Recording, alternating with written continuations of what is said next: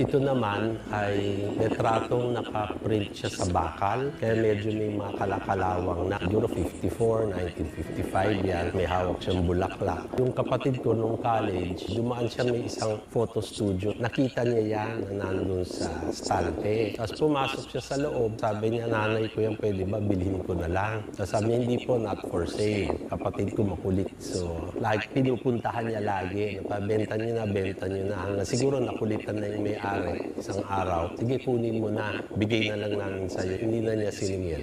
Sina Belen Ocampo at si Veronica, tila marami rin daw ang mga pagkakatulad. Nung nakita nga ni Veronica yan at nag-post nga siya na medyo kamukha nga niya, famous siya kasi may isang magazine feature na mula kasi yung pagkabata, hindi pinaputol yung kanyang buhok. When I was 17 and 18 years old, I actually joined pageants. Nakakatindig balahibo na also Miss Belen joined Miss